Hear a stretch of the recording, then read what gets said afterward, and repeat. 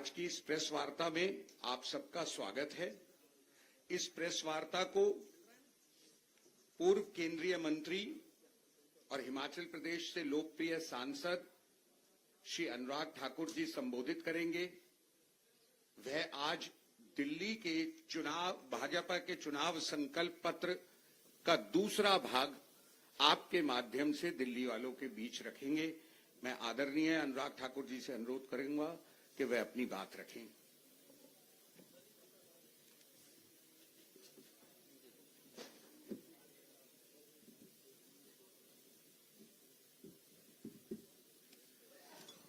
सम्मानित मंच, उपस्थित सभी आदर के योग्य मेरे पत्रकार मित्रों, विकसित दिल्ली। जब हम विकसित भारत की कल्पना करते हैं तो विकसित दिल्ली की एक अहम भूमिका है।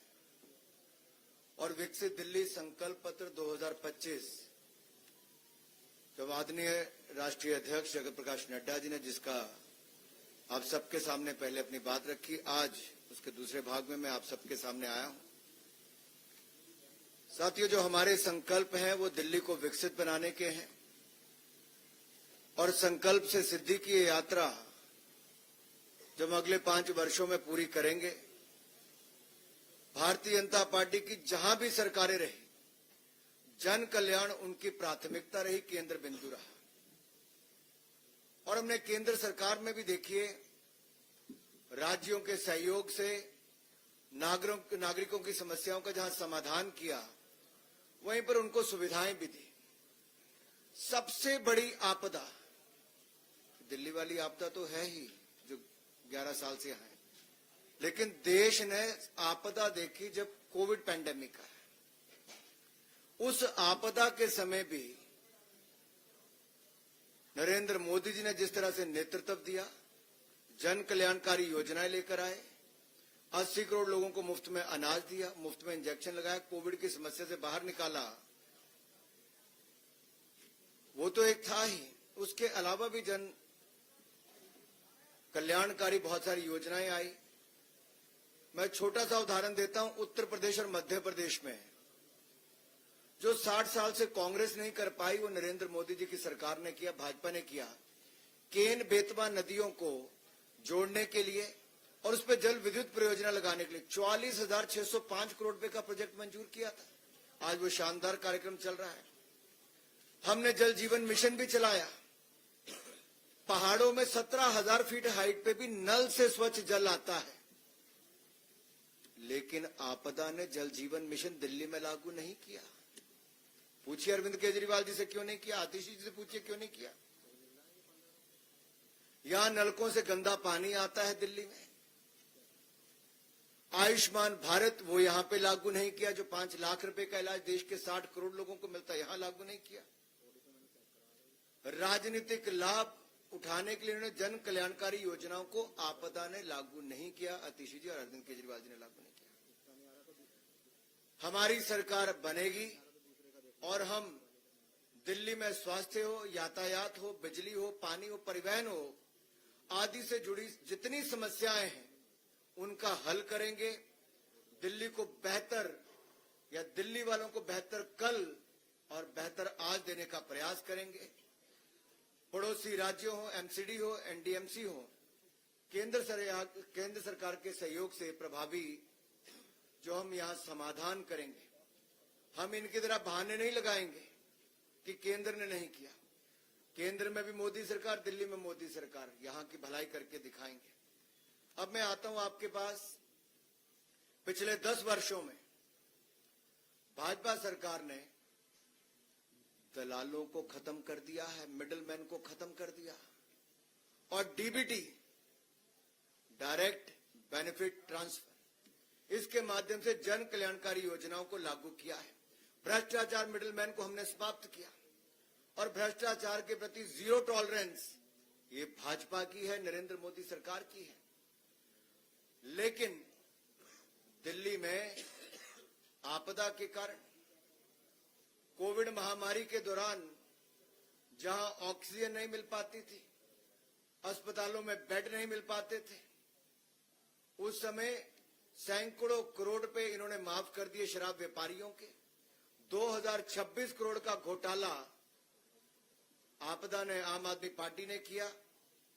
और कैग की रिपोर्ट जब आ गई तो उस रिपोर्ट को भी विधानसभा में नहीं लेकर गए।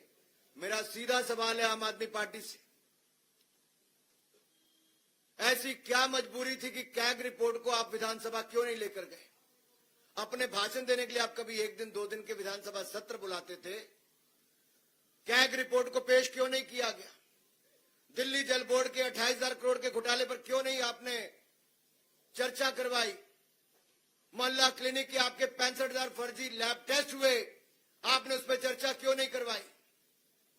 कोविड महामारी के दौरान आपने शीश महल घोटाला किया, अपने घर का निर्माण किया, इन घोटालों पर चर्चा क्यों नहीं हुई? भारतीय जनता पार्टी की सरकार बनेगी, हम आम आदमी पार्टी के कुशासन और भ्रष्टाचार के खिलाफ, चाहे डीटीसी की बात हो, मोहल्ला क्लिनिक की बात हो, शराब घोटाले की बात हो, जल बोर्ड से जुड़े घोटाले की बात हो, इन पर एसआईटी की जांच बिठाएंगे, भारतीय जनता पार्टी बिठाएगी। और जीरो टॉलरेंस हम भ्रष्टाचार के प्रति रखेंगे। दिल्ली वालों से हमारा वायदा है, दिल्ली की जनता से हमारा वायदा है, और ये हमारा ट्रैक रिकॉर्ड बोलता है। 2014 से लेकर 2025 तक नरेंद्र मोदी जी की सरकार दिल्ली में है, यानी कि देश में 1 रुपए के भ्रष्टाचार का कोई आरोप नहीं लगा पाया। 2001 से लेकर 2014 तक मोदी जी मुख्यमंत्री थे, कोई 1 रुपए के घोटाले का आरोप नहीं लगा पाया। लेकिन आज आम आदमी पार्टी की दिल्ली की सरकार ने, जो हमारा दिल्ली प्रदेश है, जो कभी घाटे में नहीं था, वो पहली बार राजस्व घाटे में होगा। रेवेन्यू डेफिसिट में हमारी दिल्ली, ये केजरीवाल जी और आतिशी जी और आम आदमी पार्टी के कारण हो पाया। साथियों, अगली बात मैं करना चाहूंगा, शिक्षा को लेकर न्यू एजुकेशन पॉलिसी 34 वर्षों के बाद लाई तो भारतीय जनता पार्टी नरेंद्र मोदी जी लेकर आए। और केवल शिक्षा नीति ही नहीं, न्यू एजुकेशन पॉलिसी नहीं, हमने यहां पर, मैं आप देखिए 2014 से पहले क्या था, मात्र 16 आईआईटी थे देश में, आज बढ़कर 23 हो गए। 13 आईएम थे, आज बढ़कर 20 हो गए। 9 ट्रिपल आईटी थे, आज बढ़कर 25 हो गए। 8 एम्स से बढ़कर 24 हो गए। 308 मेडिकल कॉलेज थे, आज 706 हो गए।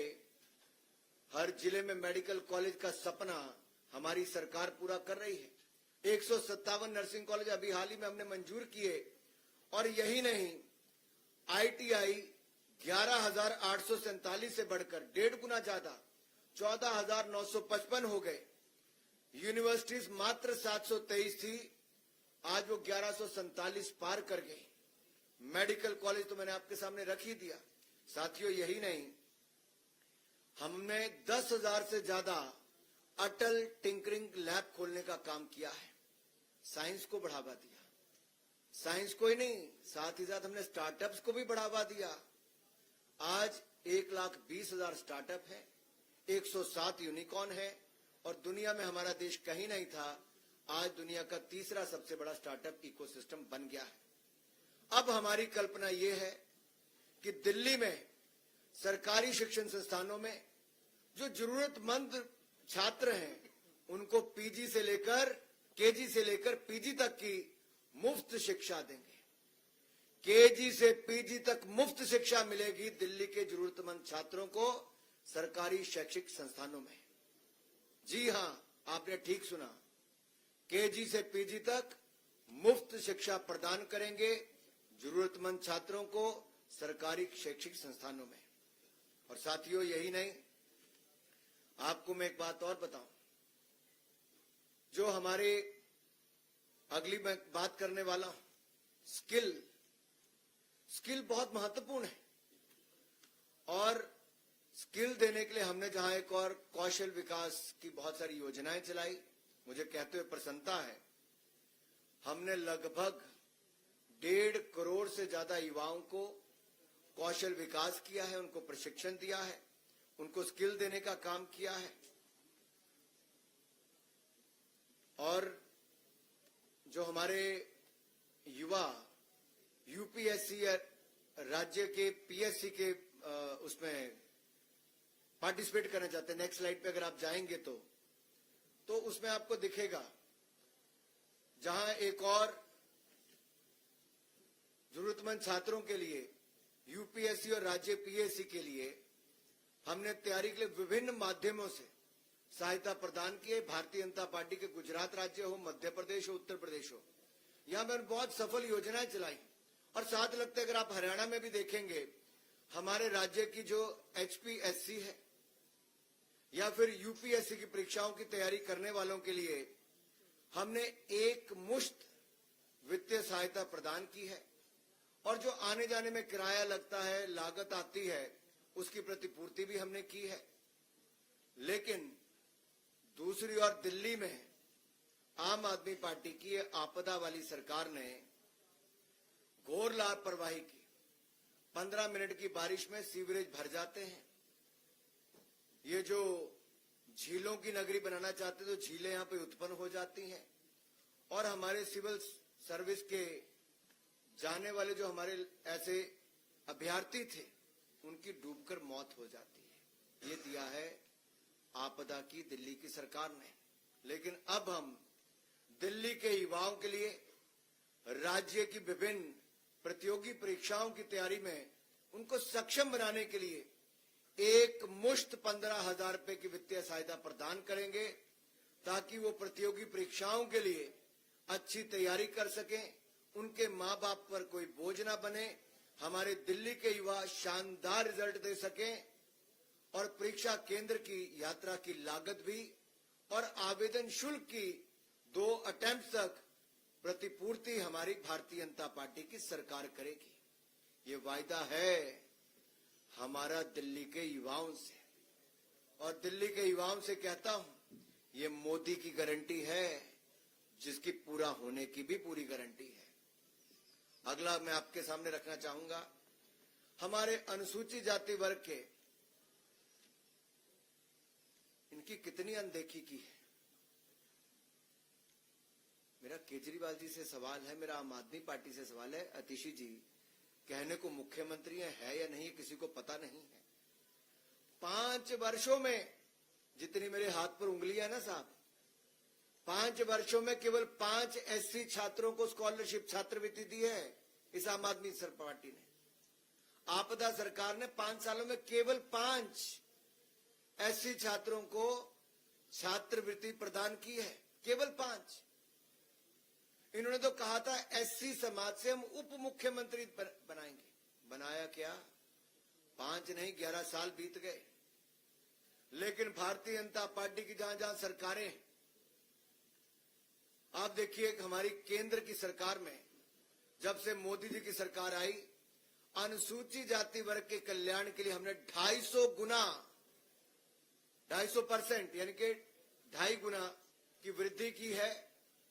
और एससी एसटी ओबीसी के उद्यमियों के लिए पीएम मुद्रा योजना हो, इसमें 40 करोड़ के ऋण के प्रदान किए। स्टैंड अप इंडिया हो, उसमें हमने एससी एसटी और महिलाओं के लिए उपलब्ध करवाया है। और एससी छात्रों के लिए नरेंद्र मोदी जी की सरकार ने 34 लाख से अधिक एससी छात्रों के लिए, शेड्यूल कास्ट कम्युनिटी के मेरे अनुसूचित जाति वर्ग के भाइयों बहनों के लिए 3,546 करोड़ रुपए की छात्रवृत्ति प्रदान की है। कहां आपदा सरकार के 5 लोगों को, 5 एससी छात्रों को दिया और दूसरी ओर हमने 34.5 लाख एससी छात्रों को 3,546 करोड़ रुपए की स्कॉलरशिप प्रदान की है। Yes, you have heard it right. 34.5 lakh SC students have got 3,546 crore rupees of scholarship from the Narendra Modi government. And the Gujarat government provides to the SC students who are getting training in the ITI colleges 400 rupees per month as a stipend. और मैं आज जो कहने वाला हूं अपने दिल्ली के सभी वरिष्ठ नेताओं के साथ, अध्यक्ष जी के साथ, रामवीर जी के साथ और बाकी नेताओं के साथ, कि हम दिल्ली में तकनीकी और व्यावसायिक पाठ्यक्रमों के जो हमारे छात्र छात्राएं हैं उनके लिए स्टाइपेंड योजना शुरू करेंगे। किसके नाम पे? डॉक्टर भीमराव अंबेडकर स्टाइपेंड योजना होगी, जिसके अंतर्गत हम ITI और स्किल सेंटर पॉलिटेक्निक आदि में पढ़ रहे हमारे अनुसूचित जाति के विद्यार्थियों को 1000 रुपया प्रति माह स्टाइपेंड देंगे। जी हां, 1000 रुपया प्रति माह स्टाइपेंड शेड्यूल कास्ट कम्युनिटी के अपने भाई और बहनों के लिए जो ITI स्किल सेंटर पॉलिटेक्निक में पढ़ रहे हैं, उनको दिल्ली में हम देंगे हमारी सरकार बनने के बाद। जो आपदा सपनों में नहीं सो सकती, एक कल्याण बोर्ड की स्थापना की है, जिसके तहत ड्राइवरों को पेंशन, उनके उपचार यानी कि चिकित्सा उपचार के लिए वित्तीय सहायता प्रदान की जाती है, उनके बच्चों को छात्रवृत्ति दी जाती है। लेकिन अगर आप दिल्ली में देखें तो आज से 11 साल पहले ऑटो के पीछे अपनी फोटो लगाने का काम तो इन आपदा वालों ने किया था। वो आज तक फोटो ही लगाते हैं। ऑटो वालों के लिए कुछ नहीं किया इन्होंने। कल्याण बोर्ड की स्थापना नहीं की आपदा वालों ने, और आपदा वालों ने ऑटो टैक्सी ड्राइवरों के लिए 2025 से अब तक कोई कल्याणकारी योजना नहीं लॉन्च की।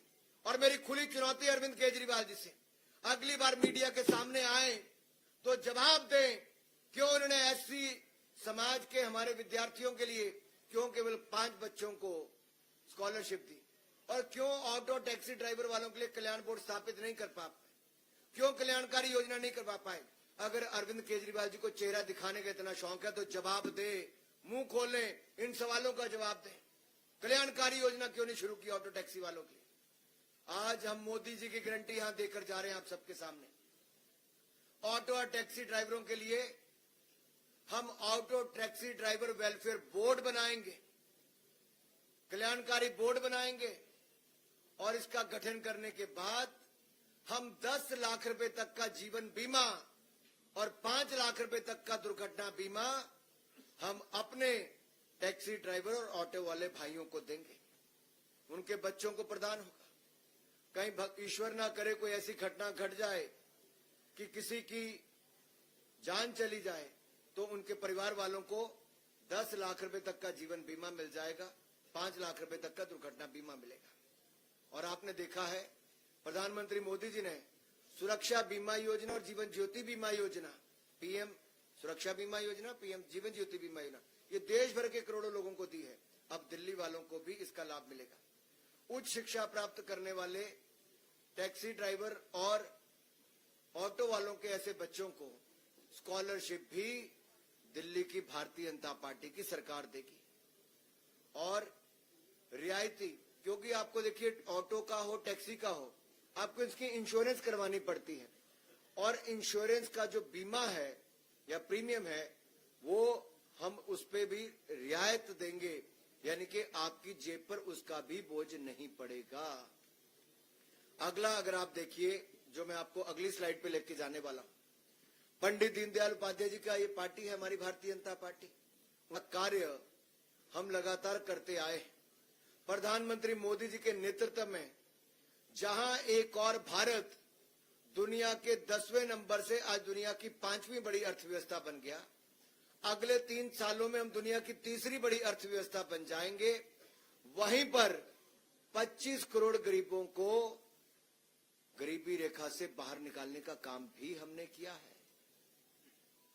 4 करोड़ पक्के मकान भी बनाकर दे दिए, 3 करोड़ पक्के मकान नए और देने के लिए लाखों करोड़ रुपए और खर्च कर दिया, यानी कि कुल मिला के 7 करोड़ लोगों को देश में पक्के मकान बनाने का काम मोदी सरकार ने किया। 12 करोड़ बहनों को रसोई गैस का सिलेंडर दे दिया, 13 करोड़ शौचालय बना दिए, 60 करोड़ लोगों को आयुष्मान भारत योजना मुफ्त में दे दी, 80 करोड़ लोगों को मुफ्त में अनाज देते हैं, हर घर को नल से जल देने का हमने काम भी कर दिया। अब जब मैं अंत्योदय की बात यहां पर कर रहा हूं तो मैं उन बहनों और भाइयों की बात कर रहा हूं जो कमजोर वर्गों से आते हैं और डोमेस्टिक वर्कर्स को, क्योंकि अनऑर्गेनाइज सेक्टर में आता है, असंगठित क्षेत्र में आता है, इनको मान्यता देने का काम भारतीय जनता पार्टी की सरकारों ने किया है। और दिल्ली की भाजपा सरकार ऐसी होगी जो डोमेस्टिक वर्कर्स को मान्यता देगी, उनके लिए कल्याणकारी योजनाएं हम चलाएंगे और डोमेस्टिक वर्कर्स वेलफेयर बोर्ड यानी कि हमारे जो घरों में काम करने वाली, आप किसी को बाई कहते हैं, किसी को भाई कहते हैं, ऐसे काम करने वाले मेरे भाई बहन जो घरों में काम करते हैं, जैसे असंगठित क्षेत्र में काम करते हैं, जो सफाई करने वाले, रोटी बनाने वाले, कोई और काम करने वाले हों, उन सब के लिए वेलफेयर बोर्ड का गठन करेंगे और उनको भी हम 10 लाख रुपए का जीवन बीमा घरों में काम करने वाले भाइयों बहनों को देंगे। 5 लाख रुपए तक का हम उनको दुर्घटना बीमा देंगे और उनके बच्चों को उच्च शिक्षा प्राप्त करने के लिए स्कॉलरशिप, छात्रवृत्ति भी भारतीय जनता पार्टी देगी। मातृत्व लाभ के लिए, जहां आपने सुना ही होगा, हमने पहले भी, दुनिया का कोई देश ऐसा नहीं, मोदी सरकार ने तो 12 हफ्तों से बढ़ाकर 26 हफ्ते कर ही दिए थे।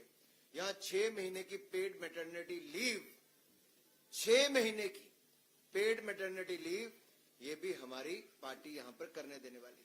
लेकिन मेरा सवाल भाई एक और है, इन आपदा वालों से, क्या आपदा सरकार ने डोमेस्टिक वर्कर्स को मान्यता देने और उन्हें सामाजिक लाभ प्रदान करने में कोई काम किया? कुछ नहीं किया, विफल हो रही।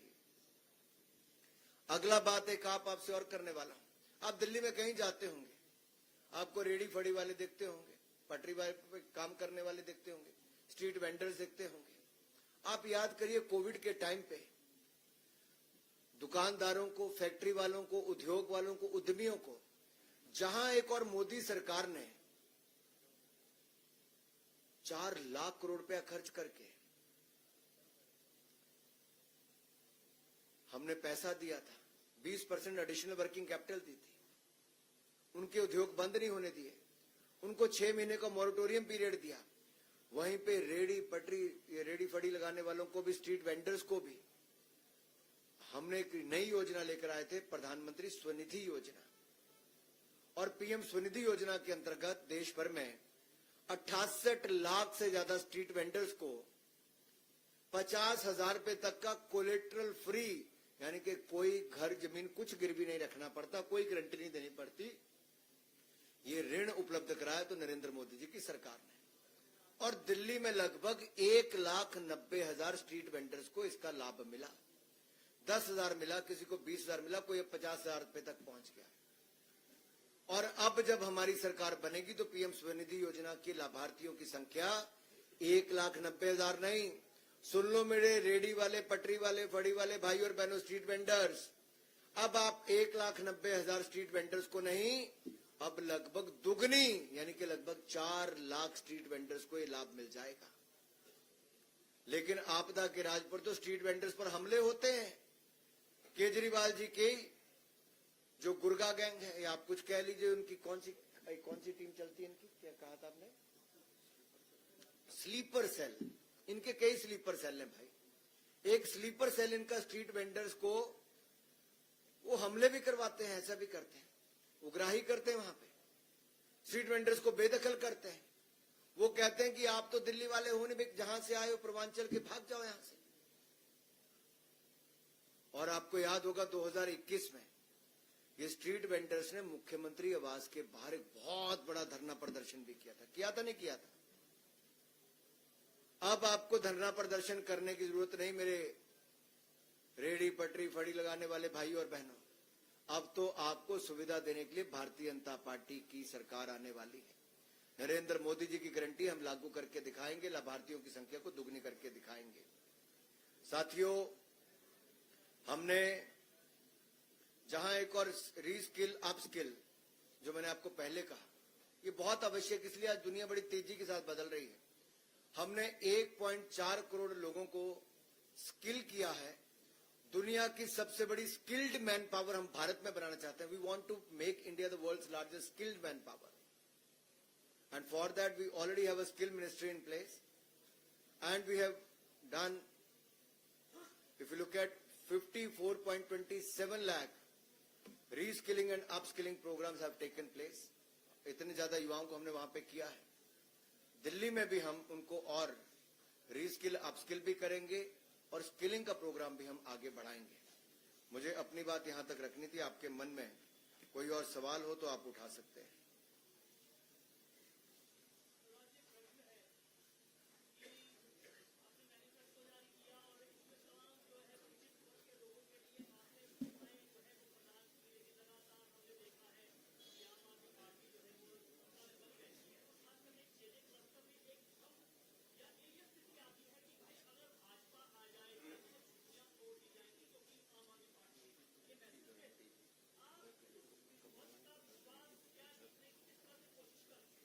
आपका भारियों आपने सवाल पूछा भाई। प्रधानमंत्री मोदी जी ने देश में जहां जहां झुग्गियां थी, जिसके बाद कच्चे मकान भी नहीं थे, उनको भी 4 करोड़ पक्के मकान बनाकर दे दिए। 4 करोड़ पक्के मकान और 3 करोड़ पक्के मकान और मंजूर कर दिए प्रधानमंत्री नरेंद्र मोदी जी ने। और दिल्ली के झुग्गी वाले मेरे भाई और बहनों से मेरा हाथ जोड़कर निवेदन है, और मैं आपको कहना चाहता हूं, जहां झुग्गी वहां मकान। ये नरेंद्र मोदी जी की गारंटी है। झुग्गी वालों को पक्का मकान बनाकर देंगे। हम केजरीवाल जी की तरह नहीं है कि मकान खाली पड़े रहे और वहां पर धूल ही धूल है। हमारे अध्यक्ष जी तो जाकर भी आए। अभी क्या किया इन्होंने? आज सफाई कर्मचारी की बात है, बाकी कुछ नहीं किया। 50,000 से ज्यादा है। हम आएंगे, हम पक्के घरों की चाबियां, अपना मकान का सपना पूरा करने का काम ये झुग्गी वालों के लिए करके दिखाएंगे। चाबी देने का काम, पहला काम भी नरेंद्र मोदी जी के हाथ से करके दिखाएंगे। मोहित भट्ट, टाइम्स नाउ।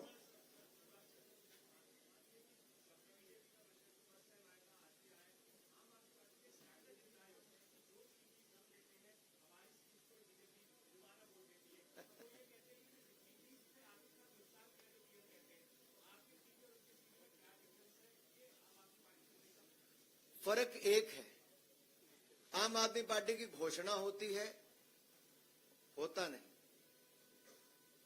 भाजपा जो कहती है वो करके दिखाती है। संकल्प से सिद्धि तक लेकर जाती है, गारंटी पूरा करके दिखाती है। और मैं आपको एक बात यहां पे कहूं, मैंने जो सबसे पहला कहा, डीबीटी, अगर आप यूपीए की सरकार का समय देखेंगे तो उनके समय लीकेज होती थी। ऐसी बेटियां जो पैदा नहीं हुई, उनको शिक्षा के पैसे भी मिल गए, उनके शगुन के पैसे भी मिल गए, उनकी मृत्यु पे भी उनके घर वालों को या उनके घर वालों को मेरे तो विधवा के पैसे भी मिल गए। ऐसा फर्जी आंकड़े कांग्रेस की सरकार के समय और आम आदमी पार्टी के समय चलते हैं। लेकिन भाजपा ने, हमने आधार कार्ड भी खुला दिया, बैंक खाते भी खुलाए और डायरेक्ट बेनिफिट ट्रांसफर भी, डीबीटी भी करके दिखाया। हमने जो कहा वो करके दिखाया। ट्रैक रिकॉर्ड, ये भाजपा का ट्रैक रिकॉर्ड कहता है कि मोदी जो कहते हैं वो करके दिखाते हैं। नीरज पांडे जी।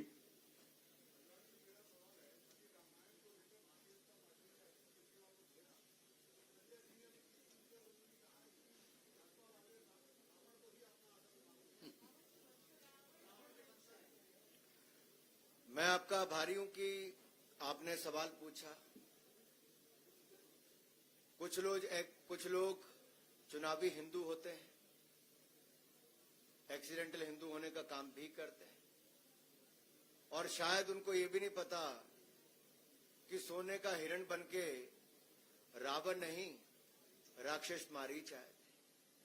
और शायद ये वही लोग हैं, आपदा वाले, जिन्होंने दिल्ली के स्कूलों की हालत खड़ी कर दी है कि क्लास 9वीं की कक्षा के 1 लाख से अधिक छात्र फेल हो गए। 1 लाख से अधिक छात्र केवल 9वीं कक्षा के फेल हो गए। 2021-22 में ये 28,531 छात्र फेल हुए थे, जो आंकड़ा बढ़कर 1 लाख फेल हो गए पिछले साल।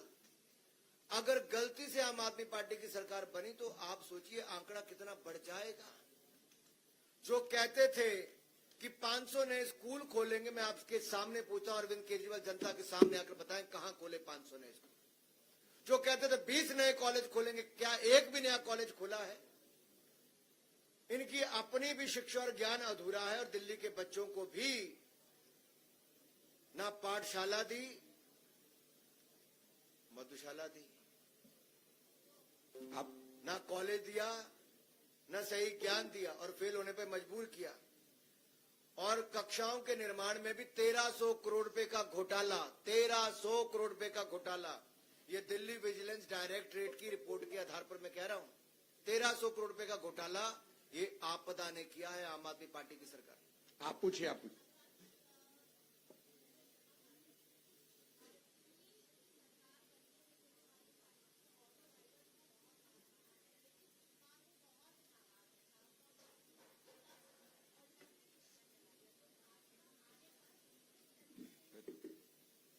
देखिए, जहां तक ऑटो ड्राइवर और टैक्सी ड्राइवर्स की बात है, हमने पहले कहा ऑटो ड्राइवर और टैक्सी वालों की चिंता मुक्त कर देंगे, सुविधाओं से युक्त कर देंगे और auto taxi driver welfare board बना कर देंगे। 10 लाख का जीवन बीमा, 5 लाख का दुर्घटना बीमा, बच्चों के लिए उच्च शिक्षा के लिए छात्रवृत्ति देंगे और जो उनको इंश्योरेंस अपनी टैक्सी ऑटो की करानी पड़ती उसमें भी रियायत देंगे।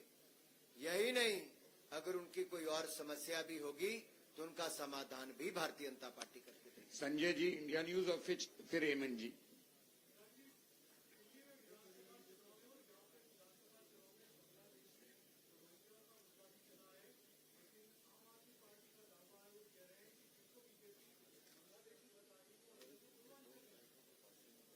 मैं एक सीधा सवाल पूछता हूं, वो किस पार्टी का विधायक है जिसके हस्ताक्षर हो, जिसका लेटर हेड हो और बांग्लादेशी घुसपैठी और रोहिंग्यों को दिल्ली में बसने की पूरे कागज तैयार किए गए हों?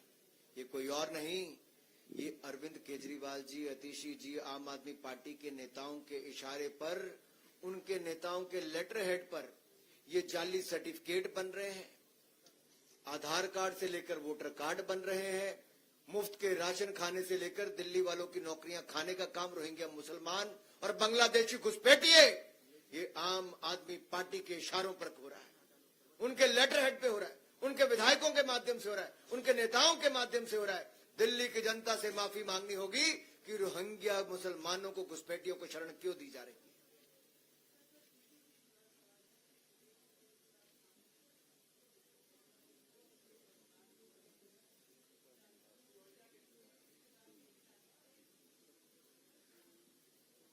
सिख समुदाय का जो गौरवशाली इतिहास है,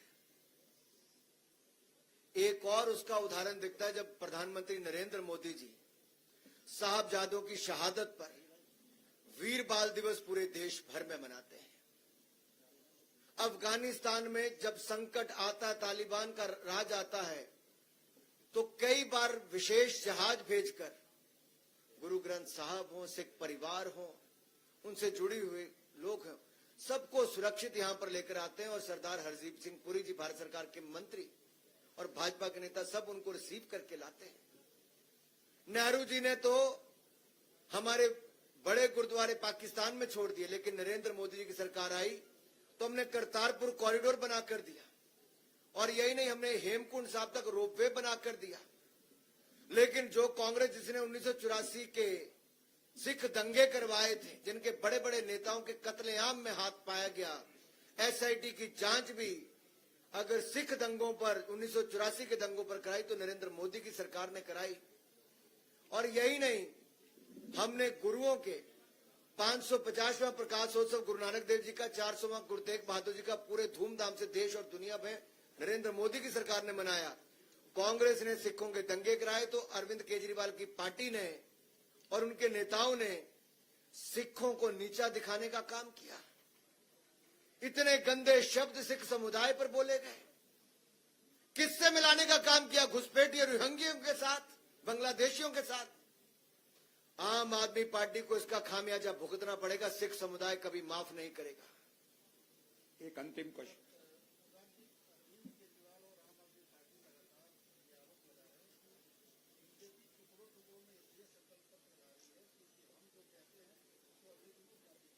मैं इतना ही कहूंगा, कम से कम कांग्रेस और आम आदमी पार्टी की तरह टुकड़े टुकड़े गैंग जो देश का नामो निशान मिटाना चाहते हैं, उसके साथ तो भाजपा नहीं है। हम तो उनके खिलाफ है, टुकड़े टुकड़े गैंग के।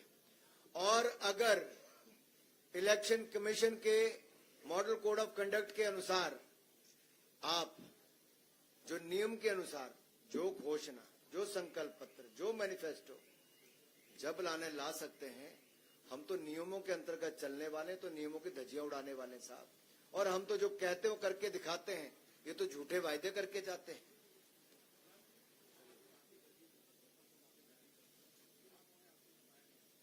मुझे बताइए, ये जो आम आदमी पार्टी का कोई दुल्हा है क्या?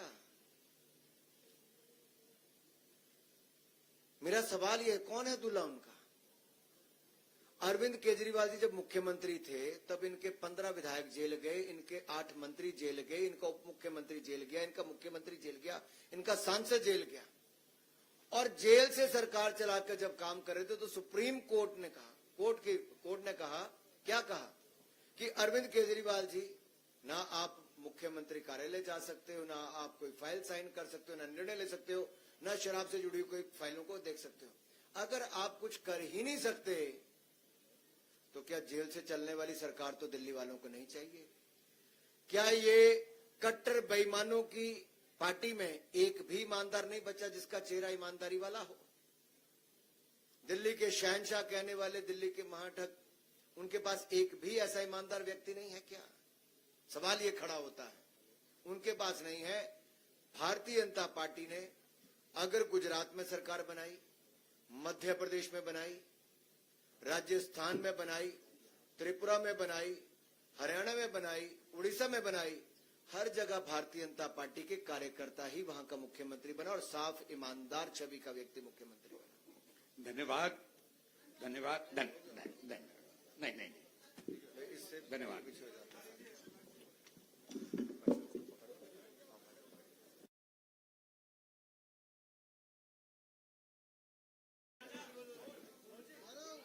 थोड़ा और नजदीक आ जाओ मनोज भाई, आप हर जी आ जाइए, नजदीक आ जाइए।